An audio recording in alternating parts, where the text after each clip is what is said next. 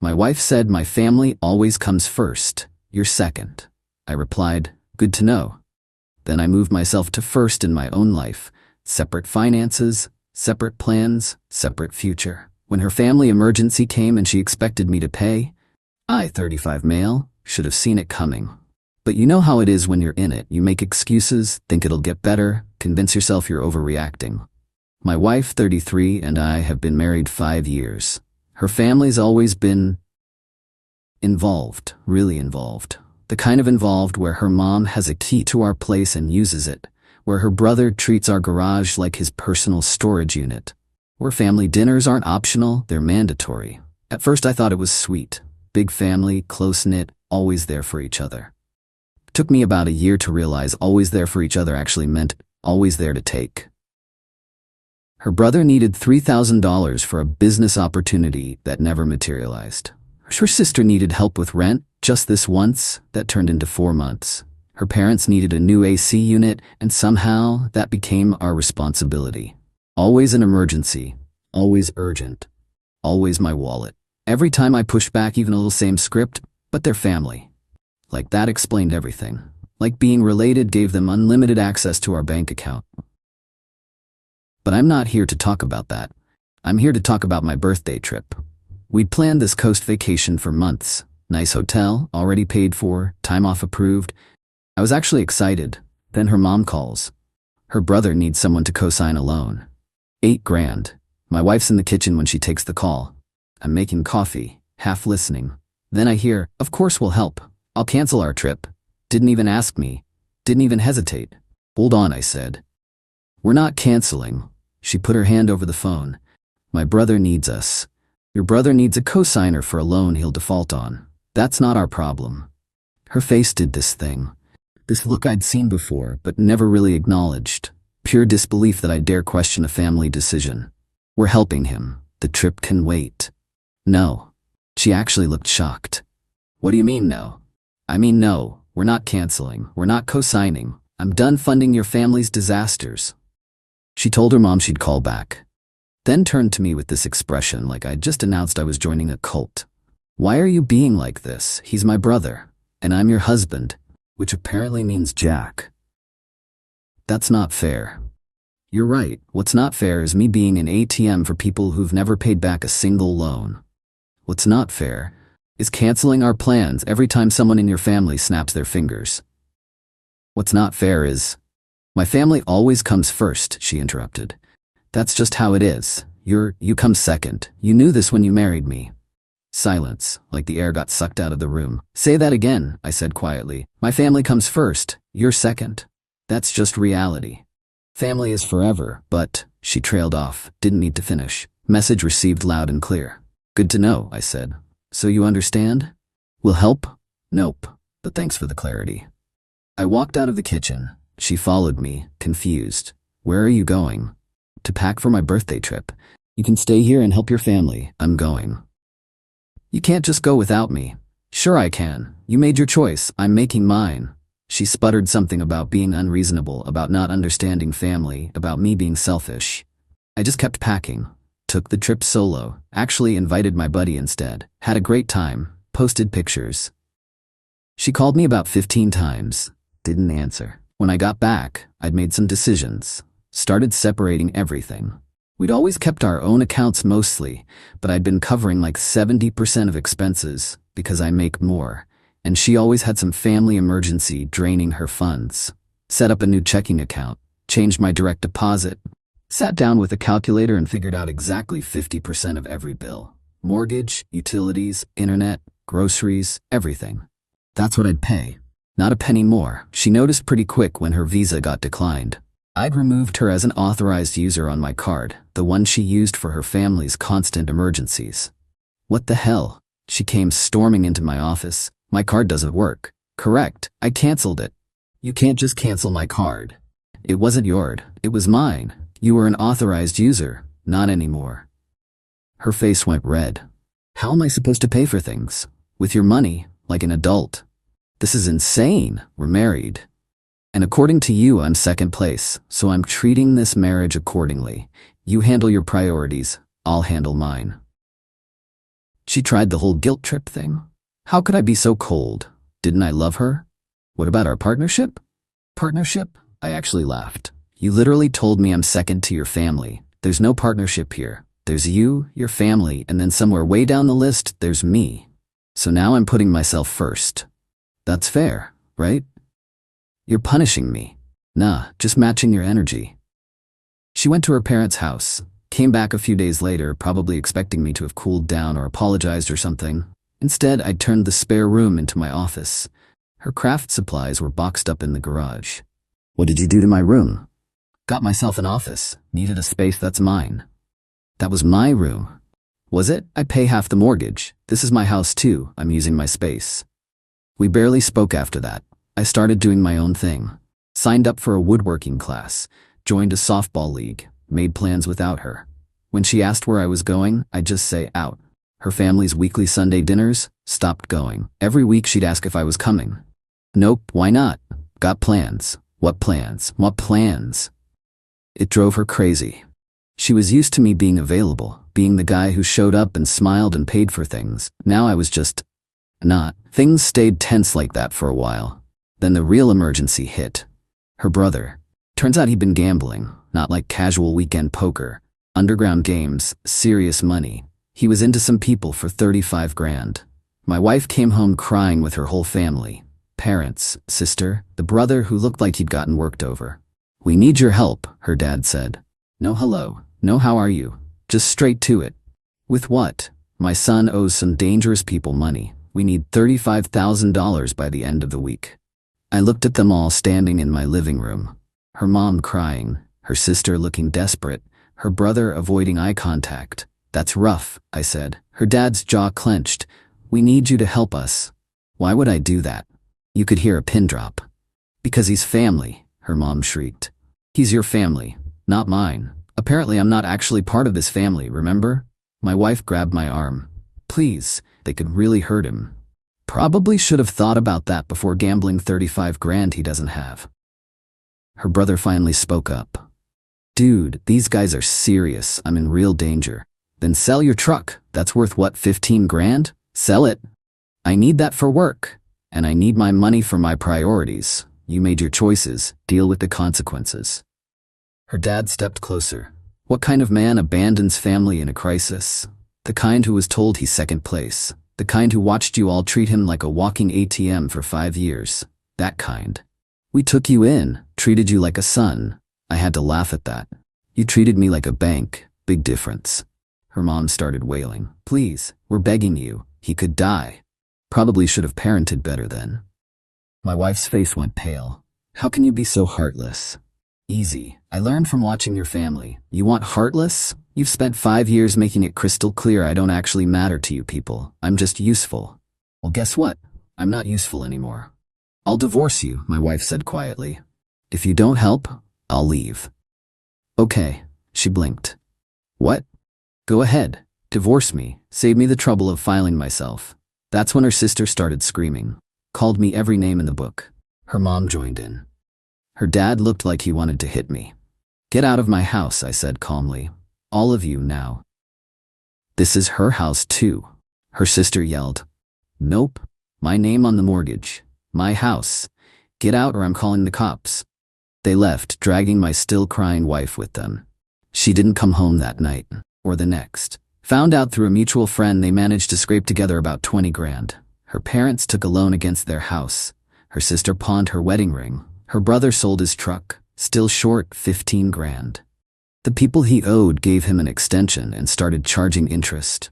And apparently they all decided this was my fault. Update 1. The harassment started pretty much immediately. Her dad showed up at my office, made it past the lobby somehow, started yelling at me in front of my coworkers about abandoning family, about being a coward, about what kind of man I was. Security had to drag him out. He was screaming the whole time about how I'd regret this, how karma would get me. My boss called me in after. What the hell was that? Explained the whole situation. The gambling, the money, the divorce. Jesus, he said. Look, I get it, but we can't have that kind of scene here again. Understood. I'll handle it. But handling it was harder than I thought because they weren't done. Her mom started a phone campaign. Called everyone in my family, my parents, my siblings, my aunts and uncles, cousins I haven't spoken to in years. Told them all I was heartless, that I refused to help in a crisis, that I was abandoning my wife. My mom called me. She's saying you wouldn't help with an emergency? She's saying I wouldn't give her brother 35 grand for his gambling debts. Long pause. Oh, that's different. Yeah. Good for you, baby. Don't let them bully you. Most of my family was cool once they got the real story. But her family kept escalating. Someone keyed my car. Deep, deliberate scratches, all down the side. I'm 90% sure it was her brother but can't prove it. Filed a police report anyway. $800 in damage. Then my wife's sister showed up at my softball game, waited until we were done, then cornered me in the parking lot. You know they beat him up again, right? Broke 2 of his ribs. That's on you. That's on him for gambling. You could have prevented it. He could have prevented it by not being an idiot. You're a sociopath. And you're enabling a gambling addict. We all got our flaws. She called me some more names and left. The really dirty trick came through work again. Someone filed an anonymous HR complaint. Said I'd been making threatening comments about family members and showing unstable behavior. HR called me in. Different person this time, looked uncomfortable. We received a complaint about you. From who? Anonymous. But they're claiming you've been volatile, making concerning statements about harming family members. I just stared. That's completely fabricated. We have to investigate all complaints. Ended up having to write a statement explaining the whole divorce situation, the harassment from her family, everything. It was humiliating. This needs to stop, my boss told me after. I'm sympathetic, but if her family keeps involving the workplace, we're gonna have a problem. I'm working on it. Started documenting everything. Every call, every text, every incident. Built a file. My wife finally called me. First time we'd spoken since that night. We need to talk. About what? About us. About fixing this. There's nothing to fix. You made your choice. I made mine. We're done. Don't I at least deserve a conversation? You told me I'm second place and expected me to fund your family's crises forever. We had the only conversation that matters. I didn't mean it like that. Yeah, you did, and it's fine, but you don't get to have it both ways. Your family comes first? Great. They can support you through this divorce. She started crying. Please, can we just talk? Face to face? Against my better judgment, I agreed to meet her for coffee. Big mistake. She showed up with her mom, ambush style. Her mom started in immediately. You need to stop this foolishness and help us. I'm leaving. I stood up. My wife grabbed my hand. Please just listen. I came to talk to you, not get ambushed by your mom. She's here because you won't listen to reason. Reason? You want to talk about reason? Your brother gambled away 35 grand. Your family took out loans they can't pay back to cover his mess, and somehow I'm the unreasonable one for not joining that disaster? Her mom's face went red. He made a mistake. He made a series of choices. Bad ones, not my problem. We raised you, she screeched. Fed you at our table, welcomed you into our family. You used me. There's a difference. I left them sitting there. Blocked both their numbers. The divorce papers came a week later. Along with some absolutely insane demands. She wanted half the house. Fine, standard. Half my retirement. Sure, that's how it works. But then she wanted me to pay her legal fees because the divorce was caused by my financial abandonment. And she wanted compensation for emotional distress to the tune of 10 grand. My lawyer actually laughed when she read it. They can't be serious. They're serious. We'll counter. This is ridiculous. The back and forth started, her lawyer playing hardball, my lawyer shutting it down with facts. Meanwhile, her family situation was apparently getting worse. Found out her parents might actually lose their house. The loan they took had some kind of balloon payment they can't cover.